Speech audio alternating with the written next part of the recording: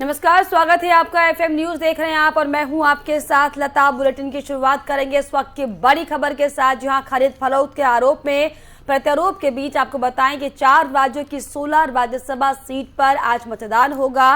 राज्यसभा की 57 सीटों में से 41 सीटों पर निर्विरोध निर्वाचन पहले ही हो चुका है। इसी के मद्देनजर कांग्रेस और बीजेपी ने अपने अपने विधायकों को होटल और रिजॉर्ट में रखा हुआ है। इन चुनाव में जिन उम्मीदवारों के चुनावी भाग्य का फैसला किया जाएगा उनमें केंद्रीय मंत्री निर्मला सीतारमण और पीयूष गोयल, इसके अलावा कांग्रेस के रणदीप सुरजेवाला, जयराम रमेश और मुकुल वासनिक व शिवसेना नेता संजय राउत इनमें प्रमुख हैं। इन सभी नेताओं के बिना किसी परेशानी के जीतने की उम्मीद है। हाल ही में 57 राज्यसभा सीट के लिए आपको बताया कि द्विवार्षिक चुनावों की घोषणा की गई थी और उत्तर प्रदेश, तमिलनाडु, बिहार, आंध्र प्रदेश, मध्य प्रदेश, ओडिशा, छत्तीसगढ़, पंजाब, तेलंगाना, झारखंड और उत्तराखंड में सभी 41 उम्मीदवारों को पिछले शुक्रवार को निर्विरोध निर्वाचित घोषित किया गया था।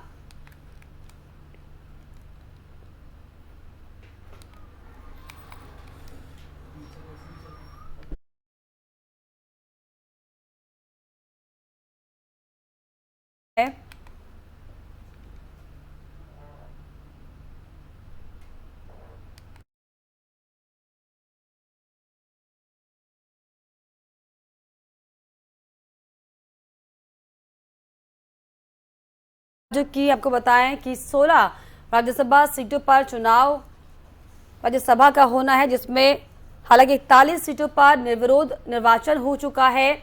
कई मंत्रियों के भाग्य का फैसला होगा। हालांकि लगातार जिस तरीके से अलग अलग पार्टी के जो नेता हैं वो अपने अपने विधायकों को किस तरीके से होटलों में छिपा कर रख रहे थे, तस्वीरें सामने आई थी। लेकिन अब आपको बताएं कि कई मंत्रियों के भाग्य का फैसला होने वाला है। 4 राज्यों की 16 राज्यसभा सीटों पर आज चुनाव होना है।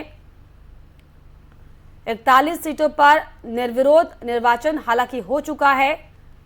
तो खरीद फरोख्त के आरोप प्रत्यारोपों के बीच 4 राज्यों की 16 राज्यसभा सीटों पर आज चुनाव यानी कि मतदान होगा। राज्यसभा की 57 सीटों में से 41 सीटों पर निर्विरोध निर्वाचन पहले ही हो चुका है। इसी के मद्देनजर कांग्रेस और बीजेपी ने अपने विधायकों को होटल और रिजॉर्ट में रखा हुआ है। इन चुनाव में जिन उम्मीदवारों के चुनावी भाग्य का फैसला किया जाएगा उनमें केंद्रीय मंत्री निर्मला सीतारमण और पीयूष गोयल, कांग्रेस के रणदीप सुरजेवाला, जयराम रमेश और मुकुल वासनिक व शिवसेना के नेता संजय राउत शामिल हैं।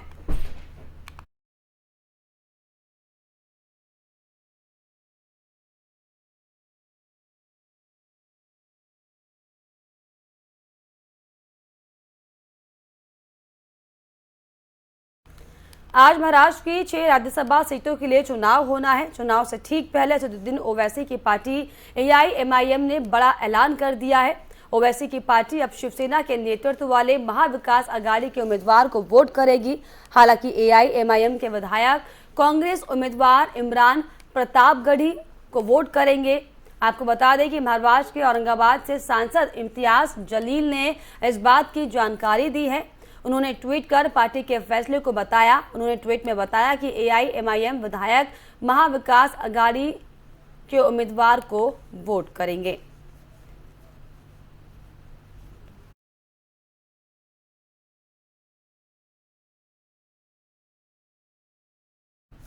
पीएम नरेंद्र मोदी आज गुजरात के दौरे पर रहेंगे, जिस दौरान वो गुजरात को कई सौगात देने जा रहे हैं। पीएम मोदी गुजरात में अंतरिक्ष क्षेत्र में निजीकरण को बढ़ावा देने के लिए भारत के कदम मजबूत करते नजर आ रहे हैं। अहमदाबाद में भारतीय राष्ट्रीय अंतरिक्ष संवर्धन और प्राधिकरण केंद्र यानी कि इन स्पेस मुख्यालय का उद्घाटन करने के साथ ही वो नवसारी में मल्टी स्पेशलिटी अस्पताल का भी उद्घाटन करेंगे।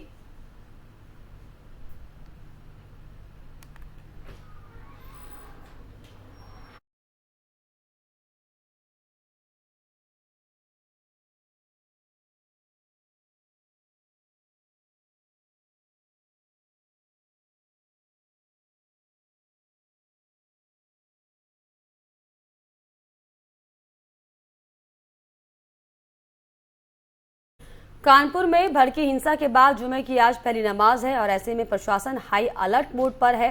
कानपुर में धारा 144 लगा दी गई है। कानपुर समेत कई शहरों में जवान पैनी नजर रख रहे हैं। वहीं जुलूस निकालने और भीड़ इकट्ठा करने पर प्रतिबंध रहेगा।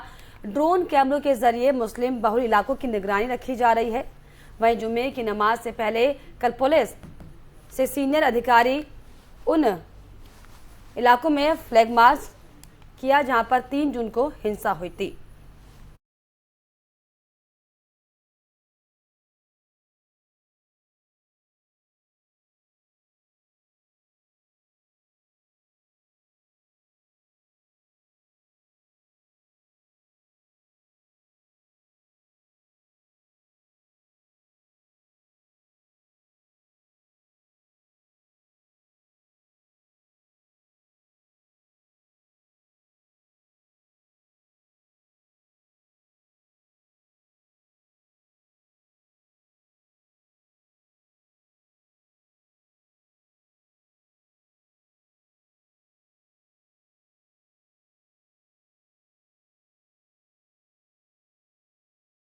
जम्मू कश्मीर में बीते दिनों हुई टारगेट किलिंग को लेकर माहौल पहले से ही काफी गर्म है। वहीं अब सांप्रदायिक तनाव को देखते हुए जम्मू कश्मीर पुलिस ने डोडा जिले के भद्रवाह शहर में फ्लैग मार्च करने के बाद कर्फ्यू लगा दिया। अब प्रशासन ने भद्रवाह समेत किश्तवाड़, डोडा और रामबन में इंटरनेट सेवाएं भी बंद कर दी हैं। वहीं पुलिस का ये कहना है कि वो स्थिति पर नजर लगातार बनाए हुए हैं और कानून व्यवस्था का उल्लंघन करने वाले किसी भी शख्स को बख्शा नहीं जाएगा।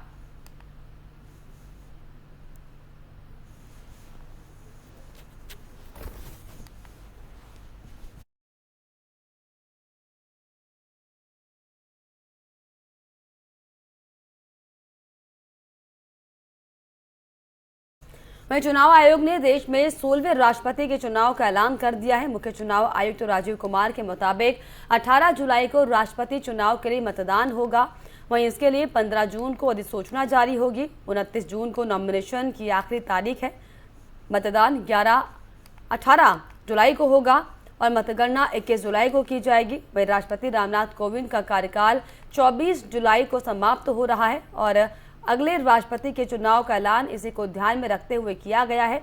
वहीं राष्ट्रपति चुनाव के लिए नामांकन दिल्ली में ही हो पाएगा। दिल्ली के अलावा कहीं और जगह से नॉमिनेशन नहीं हो पाएगा।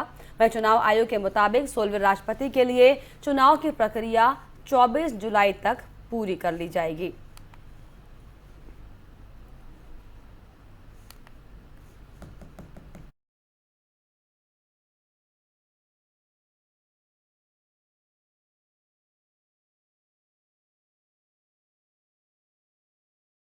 सभा में, लोकसभा में और लेजिस्लेटिव असेंबलीज में they are not form of part of the electoral college and therefore they are not entitled to vote.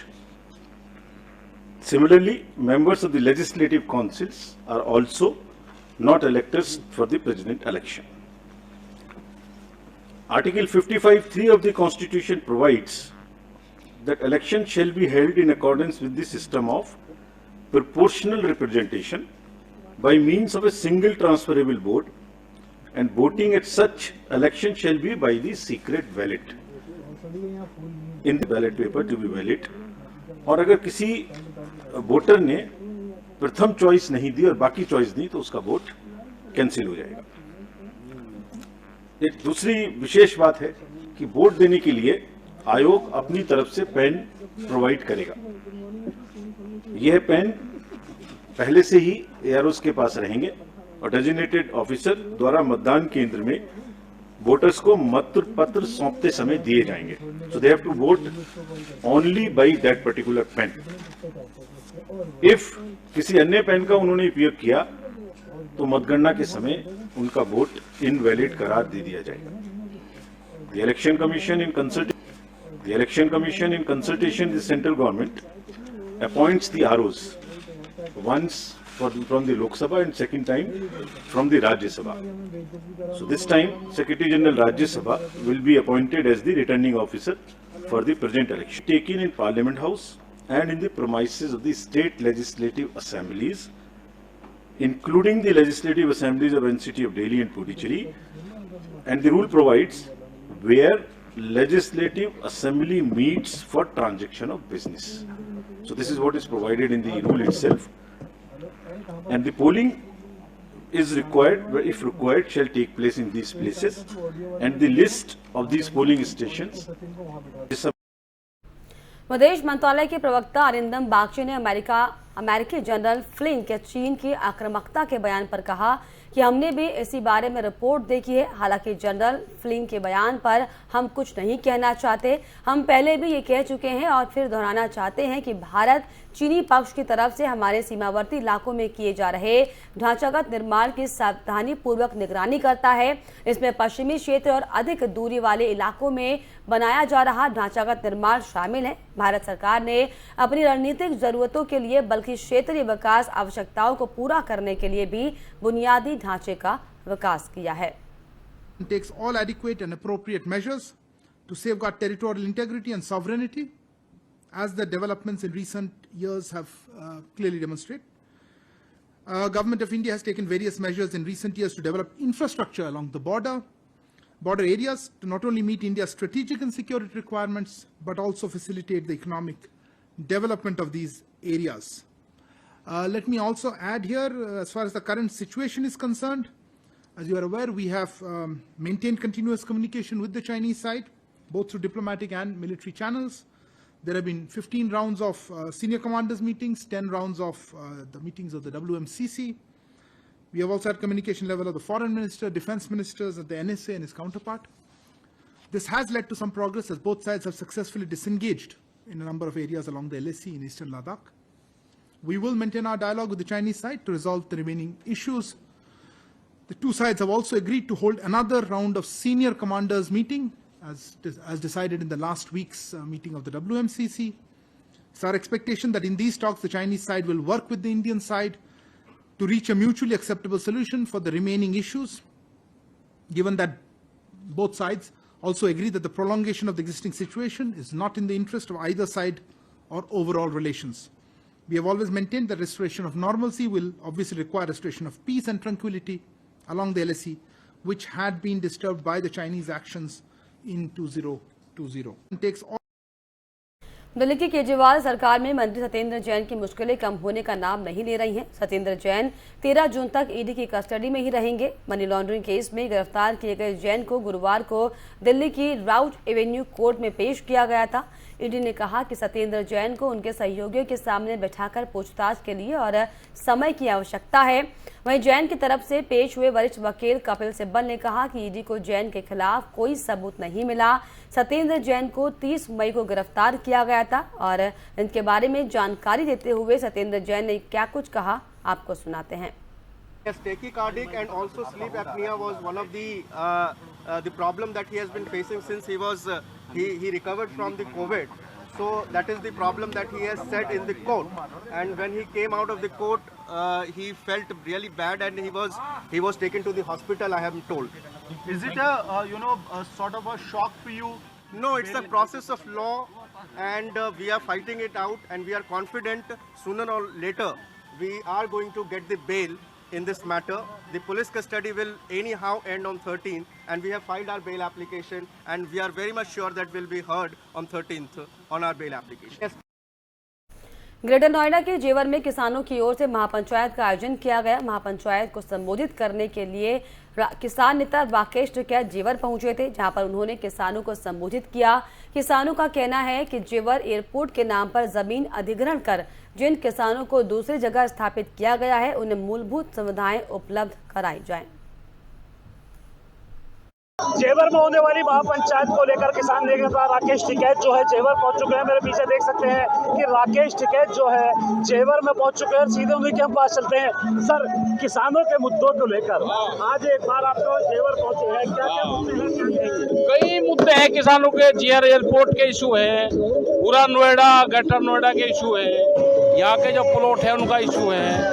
ये सर, इसके अलावा 64% की बात है, जिन किसानों को दूसरी जगह विस्थापित किया गया था उनको सुविधाएं नहीं मिल पाई। वो सारे इशू हैं। यहाँ पर अधिकारी आएंगे तो बातचीत करेंगे, सब इशू हैं। अब पंचायत की आपने घोषणा की है, कब तक ये आंदोलन जारी रहेगा, क्या कहेंगे प्रशासन? प्रदेश में चलेगा, कहीं बिजली का इशू होगा, कहीं भाव का रहेगा, कहीं भुगतान का रहेगा, कहीं धान के क्रय केंद्र का रहेगा। सरकार जब तक बातचीत करके समाधान नहीं करेगी, आंदोलन जारी रहेगा। सर सरकार जो है बात करने की आपने बात कही, क्या लगता है कि दिल्ली में बड़ा धरना प्रदर्शन चला, उस दौरान जो है वार्ता को नहीं आई, आप दोबारा भी उस वार्ता को लागू करें, जो दिल्ली में वादा हुआ उसको पूरा करो। उत्तर प्रदेश की क्योंकि बात की है, बड़े पैमाने पर किसानों के खिलाफ मुकदमे दर्ज हुए हैं, किसानों के मुकदमे के वापसी की भी बात की जाएगी। और जो 64% के साथ साथ जिन लोगों भूमि दर नहीं है उनको भूमि की बिल्कुल सारी चीजें होगी। यहाँ पर अधिकारियों से बातचीत होगी, इन सब इशू पर बात होगी। अच्छा, अगर किसानों की वार्ता नहीं मानी जाती है, आंदोलन किस तरीके से चलेगा? नहीं बात मानी जाएगी, क्या कोई किराए पर है, फिर आओगे। ठीक है, तो ये तो किसान नेता राकेश टिकैत, जिनका साफ तौर पर कहना है कि किसानों की मांगों को अगर नहीं माना जाता है तो आंदोलन बादस्तूर जारी रहेगा और दोबारा से आंदोलन को जो है बड़े पैमाने पर किया जाएगा। राकेश टिकैत दिल्ली के बाद जेवर में पहुंचे हैं, जहां पर वो किसानों को संबोधित करेंगे और संबोधित करने के बाद किसानों के जो मांगे हैं उनको मनाने का काम किया जाएगा। कैमरामैन ऋषभ के साथ Tahir Saifi, FM news, Greater Noida. वहीं बिहार से इंसानियत को शर्मसार कर देने वाली घटना सामने आई है। समस्तीपुर जिले के सदर अस्पताल से एक मामला सामने आया, जहां पर पोस्टमार्टम के बाद एक परिवार को बेटी का शव देने के लिए गरीब माँ बाप से 50,000 रुपए मांगे गए। परिवार के पास इतने पैसे ना होने से गांव जाकर भीख मांगी, जिससे वे अपने बेटे का अंतिम संस्कार कर सके। वीडियो होने के बाद आपको बताएं कि अस्पताल प्रशासन की काफी आलोचना होने के बाद इस मामले में स्वास्थ्य मंत्री मंगल पांडे ने संज्ञान लिया। 24 घंटे के अंदर CMHO से पूरी रिपोर्ट मांगी गई है।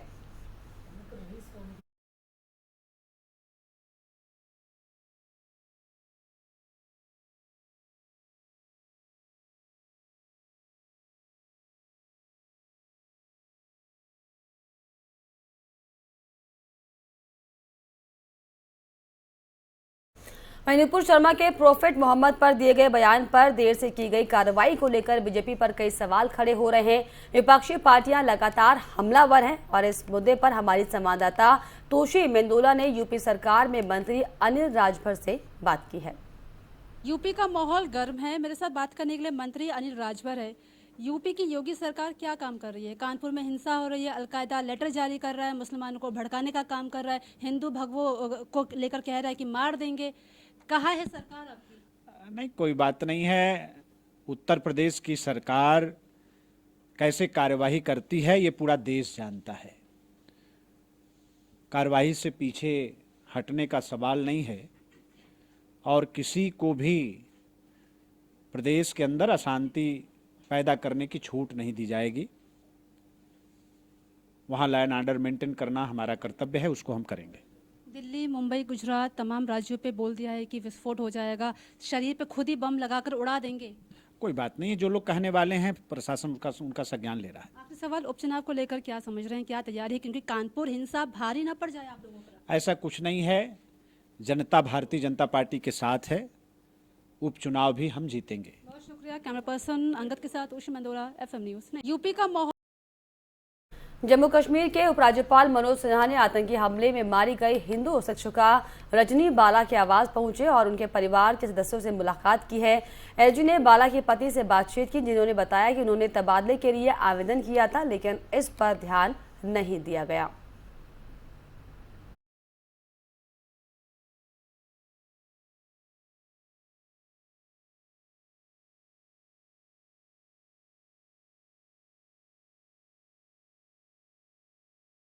नुपुर शर्मा के विवादित बयान के बाद अलकायदा ने लेटर जारी कर धमकी दी, जिस पर हमने यूपी सरकार में राज्य मंत्री दिनेश प्रताप सिंह के साथ खास बातचीत की है। कानपुर में 50 से ज़्यादा लोगों की गिरफ्तारी हो चुकी है, लेकिन कानपुर के मौलाना काजी अब्दुल कुद्दूस का कहना है कि बीजेपी एक तरफ की कार्यवाही कर रही है। मेरे साथ बात करने के लिए राज्य मंत्री दिनेश प्रताप सिंह मौजूद है। सर, अब्दुल कुद्दूस ने कहा है कि कफन बांधकर सड़कों पर उतरेंगे। आप एक तरफ की जो कार्यवाही कर रहे हैं, मुस्लिमों को टारगेट कर रहे हैं, 95 में से 90% मुसलमानों को आपने गिरफ्तार किया है। देखिए, यहाँ पर मुसलमानों को गिरफ्तार नहीं किया गया, जो दोषी थे उनको गिरफ्तार किया गया। ये तो वो लोग कह रहे हैं जिनका राजनीतिक हित होने वाला है, जाति धर्म का कोई विषय नहीं है। कह रहे हैं कि दोषियों को पकड़ा जा रहा है, मुसलमानों को नहीं। देश में यूपी का मुसलमान अब भड़क रहा है क्योंकि मौलाना काजी कह रहे हैं कि कफन बांधकर सड़क पर आएंगे। अब अलकायदा का लेटर भी जारी हुआ है, वो भी मुसलमानों को भड़काने का काम कर रहे हैं। वो कह रहे हैं भगवा हिंदुओं को मार देंगे, अंत करीब है। दिल्ली, मुंबई, गुजरात तमाम इलाकों पर, राज्यों पर अब आतंकी हमले होने वाले, शरीर पर विस्फोट बांधकर उड़ा दिए जाएंगे हम लोग, ऐसा वो कह रहे हैं साहब। ये पहले से भी होता आया है, होता रहा है, इसमें कोई दो राय नहीं है। ये कहने वाले कहते रहे हैं, कर कुछ नहीं पाए। उत्तर प्रदेश की सरकार और भारत की सरकार के सामने इनके कभी मंसूबे फलित नहीं होंगे। और मेरे हिसाब से मैं समझता हूं कि उत्तर प्रदेश सरकार मजबूत सरकार है और भारत की सरकार भी मजबूत सरकार है। सवाल है, आपकी जो प्रवक्ताओं ने जिस तरीके से बयान दिया था उसके बाद अरब देशों में अब बवाल लगातार बढ़ता जा रहा है। इंडिया बॉयकॉट के नारे लग रहे हैं, भारतीय कर्मचारी वहां पर अब रोजगार के लिए भटक रहे हैं, तेल की समस्या होने वाली है, भारत को माफी मांगने तक की नौबत आ चुकी है। ये सब कुछ नहीं है, ये सब केवल हवाई चीजें हैं। माहौल बनाया गया था, तो पाकिस्तान जहाँ पर अल्पसंख्यक को लगातार टारगेट किया जा रहा है वो भी अब हम लोगों को आके दिखा रहा है। देखिए, राजनीतिक व्यक्तियों के साथ पक्ष और विपक्ष दोनों होते हैं। हम लोग सत्ता पक्ष में हैं तो विपक्ष का काम होता है हमारे खिलाफ साजिशें करने का, हमको बदनाम करने का, हमारा नुकसान करने का, हमारा अहित करने का। ये उनका प्रयास होता है और हमारा प्रयास होता है कि हम अपना नुकसान न होने दें, देशवासियों का नुकसान न होने दें। तो निश्चित तौर से आपको पता है कि नुपुर शर्मा जी ने जो कुछ किया है, पार्टी ने उससे अपने को अलग कर लिया है। पाकिस्तान भारत की चर्चा इसलिए करता है कि उसका नाम जो है अंतर्राष्ट्रीय समुदाय में बना रहे, इसके अलावा पाकिस्तान का कोई मकसद नहीं है। बहुत शुक्रिया। मेरे साथ दिनेश प्रताप सिंह थे जो बता रहे हैं कि यूपी में पूरे देश में मुसलमानों को टारगेट नहीं किया जा रहा है, हालांकि दोषियों के ऊपर कार्रवाई की जाएगी। कैमरा पर्सन अंगद के साथ ओशी मंदोला, FM न्यूज़, नई दिल्ली। कानपुर में और इसी के साथ इस बुलेटिन में फिलहाल इतना ही। देश और दुनिया की तमाम खबरों के लिए आप देखते रहिए FM न्यूज़। नमस्कार।